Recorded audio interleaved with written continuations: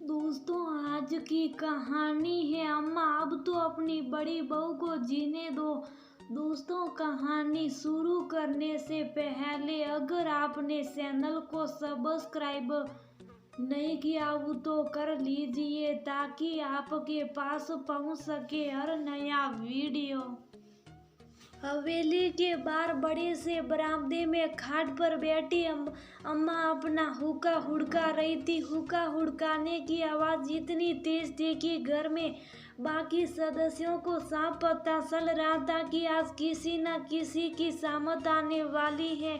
अम्मा अपनी जवानी के दिनों से ही तेज रही है। पहले अपनी सास को एक तरफ बैठा देती थी, अब बहुओं को अम्मा हुक्का हुड़काई जा रही थी और आग्नेय दृष्टि से अपनी बड़ी बहू कमला को घूरे जा रही थी, जो वही बरामदे में सब्जियां साफ कर रही थी। वैसे भी हवेली का दस्तूर है, जब भी कोई गलती करता है तो सबसे पहले शामत बहुओं की ही आती है। और सबसे बड़ी बात, जरूरी नहीं कि गलती करने वाला घर का सदस्य ही हो, आस पड़ोस में रिश्तेदारी में भी अगर किसी ने कुछ कह दिया या सुना दिया तो शामत तो बहू की ही आनी है, उसमें भी सबसे पहले बड़ी बहू की, क्योंकि छोटी बहुएं तो अपने पतियों के साथ दूसरे शहर में रहती थी। पर यहाँ गांव में तो अम्मा जी के पास सिर्फ बड़ी बहू होती है जो सेवा भी करती है और अम्मा जी सब सही उसको लताड़ कर अपने सास होने का गुरूर भी रख लेती हैं। बाकी सबके लिए अम्मा जी का मातृत्व उभर कर सामने आता था। बस पता नहीं क्यों बड़ी बहू के लिए ही उनका मातृत्व का तालाब सूख जाता था। फिर तो मातृत्व भी छोड़ो, नारीत्व भी गायब हो जाता था। कम से कम एक औरत दूसरी औरत को औरत तो समझ ले, पर पता नहीं क्यों अपनी सास की टेक दिखाने के लिए बहू के स्वाभिमान के सिथड़े करने में उन्हें बड़ा मजा आता था। खैर आते हैं आज के मुद्दे पर। आज पड़ोस की विमला काकी की नई हवेली बहू बिना घूंघट के अपने पति के साथ फिल्म देखने गई थी। बस अम्मा जी को ये बात नागवार गुजरी। उसी जगह पर उन्होंने विमला काकी को दो बात सुना दी। अरे विमला, कोई लाज शर्म है या नहीं? तेरी बहू में ऐसे उगाड़ सासरे अपने पति के साथ घूमने जा रही है और तू भी यही खड़ी देख रही है, समझा नहीं सकती उसे? अरे अम्मा, आजकल तो ये सब चलता है। आजकल कौन बहू से घूंघट करवाता है? बहू से अपनापन रखेगी तभी तो वह हमें अपना मानेगी। सी तनिक भी अकल नहीं है तुझमें। तेरे जैसी सासी होती है जो बहुओं को सिर पर बिठा लेती है। एक हमारी बहू को देखो, बस 20 बरस हो गए, मजाले की सिर पर से पल्लू भी हट जाए या उसकी तेज आवाज भी निकल जाए। अम्मा, अब तो भाभी को जीने दो। कब तक उन्हें नई नवेली बहू की तरह रखोगी? मेरी बहू है, मैं जैसे चाहे वैसे रखूं। तू तेरे काम से मतलब रख और अपनी बहू को संभाली, इस तरह तो दूसरों की बहू को बिगाड़ेगी। अम्मा मुंह बनाती हुई बोली, जो विमला काकी को बिल्कुल अच्छा नहीं लगा। हुआ ने उसी समय जवाब दिया, अम्मा, बहू को बहू तो समझो। एक बहू के लिए प्यार दिखाती हो, दूसरी बहू के लिए नफरत। जो साथ है उसका कोई मोल ही नहीं है। वैसे भी तुम्हारा घर है, तुम तुम्हारी बहू को संभालो, मैं अपनी को संभाल लूंगी। और कहकर अपने घर में चली गई। बस अम्मा को विमला काकी का जवाब देना नागवार गुजर गया। भरी तो बैठी थी, भड़ास तो किसी न किसी पर निकालनी ही थी। बहू से बड़ा भड़ास निकालने का जरिया और कौन हो सकता था?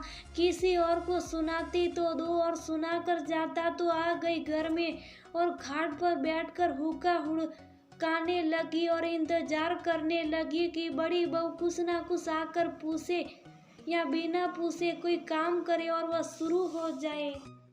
इतने में बड़ी बहू उठकर आई और अम्मा जी से बोली, अम्मा जी, क्या सब्जी खाओगी बता दो, जो खाना भी बना दूं। हाँ, काहे पूछ रही है? तू भी अपनी मन मर्जी के कर। अम्मा जी, हमने काहे की मन मर्जी कर ली? हम तो शुभ साफ अपना काम कर रहे, मुझसे जबान लड़ा रही, ज्यादा पर निकल आए। तेरे यही सिखाया है तेरे माँ बाप ने? आने दे मेरे बेटे को, बताती हूँ तुझे आज वही तेरे पर कतरेगा। सासू हूँ मैं तेरी, समझी तू?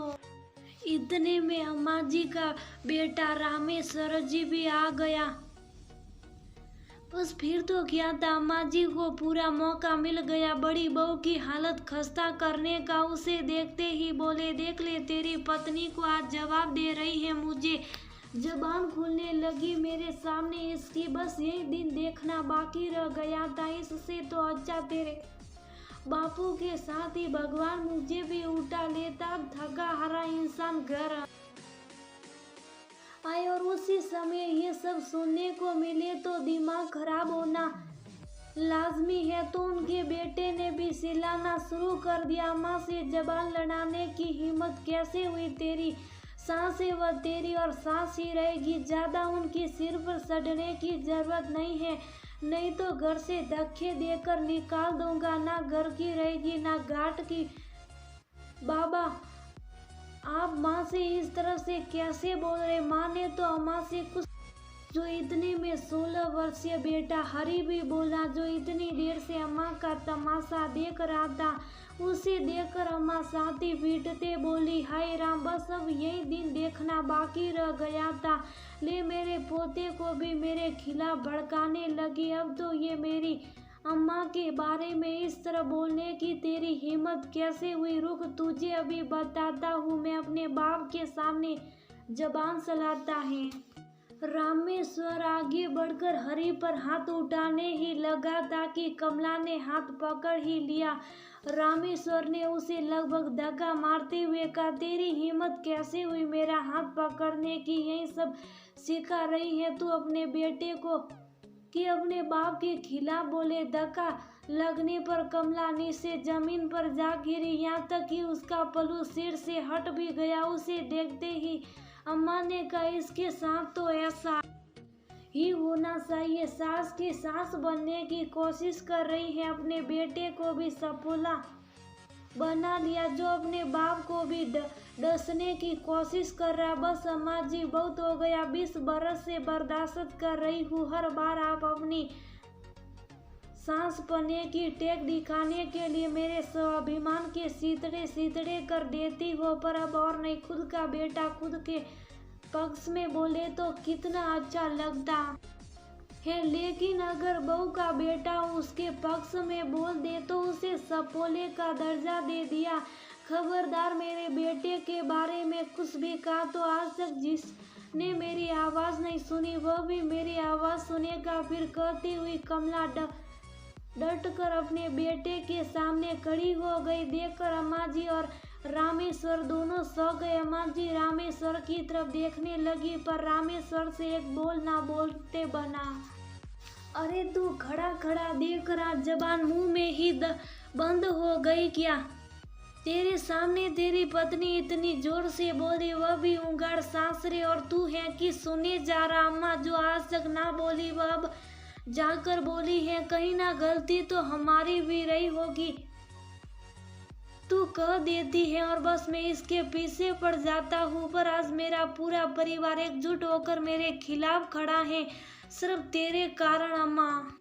कहकर रामेश्वर शुभ साफ अपने कमरे में चला गया और माँ जी अपने बेटे को जाते देखती रह गई। समझ गई थी कि अब बहू की जबान खुल चुकी है और वह अकेली नहीं है, तीसरी पीढ़ी उसके साथ खड़ी हो चुकी।